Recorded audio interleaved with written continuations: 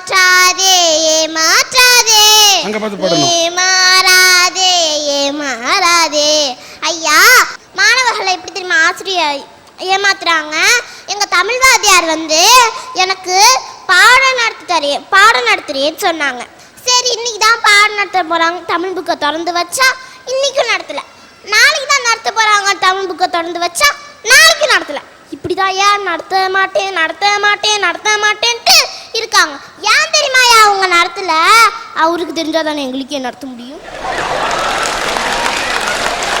அவருக்கே gonna notes வாங்கி படிக்க நேரம் இல்லை, அப்புறம் எப்படி எங்களுக்கு நடத்த முடியும்?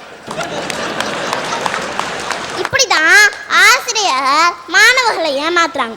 மாணவர்கள் ஆசிரியர்களை எப்படி தெரியுமா ஏமாத்துறாங்க? நாங்கள் முதல் நாள் ஹோம்ஒர்க் செய்யாமல் போயிடுவோம். இந்த அண்ணன் மாதிரி ஹோம்ஒர்க் செய்யாமல் போயிடுவோம். எங்கள் மிஸ்ஸு இருக்கிற பவுடெல்லாம் எடுத்து கொட்டிட்டு பொட்டு வச்சுட்டு வரும் கிளாஸுக்கு. அப்போ காலைல என்ன பண்ணும்? ஹோம்ஒர்க் சைன் பண்ணும்.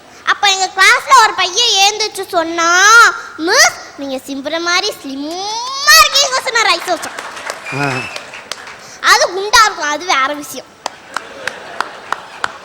இவன் ஸ்லிம்மா இருக்கீங்கன்னு ஐஸ் வச்சோன்னு எங்க மிஸ் சொல்லும், அப்படியாடா செல்லோ அப்படின்னு சொல்லும். அன்னைக்கு ஹோம்ஒர்க் இருக்கு. இப்படிதான் பிள்ளைங்க ஆசிரியர்களை ஏமாத்துறாங்க. கணவன் மனைவி கிட்ட இப்ப மனைவி சொல்லுவா, செல்லோ 1 மணிக்கெல்லாம் வந்துருங்க, மேட்னி ஷோக்கு போலாம் அப்படின்பா. அவன் வரமாட்டான். மணி 1 பூவெல்லாம் வச்சுட்டு தேட்டருக்கு ரெடியா உட்காந்துருப்பா. மணி 1 ஆச்சு, 2 ஆச்சு, 3 ஆச்சு, 4 ஆச்சு, 5 ஆச்சு, 6 ஆச்சு. 6 மணிக்கு வந்து செய்யுங்க. அவ சொல்லுவா, ஏன் இவ்வளோ லேட் ஆச்சு அப்படின்னு கேட்பா. ஆஃபீஸில் நிறையா ஒர்க்கு, அது மட்டும் இல்லை வரும்போது ரொம்ப டிராஃபிக்கு அப்படின்னு சொல்லுவான். ஏன் தெரியுமா அவன் வரல?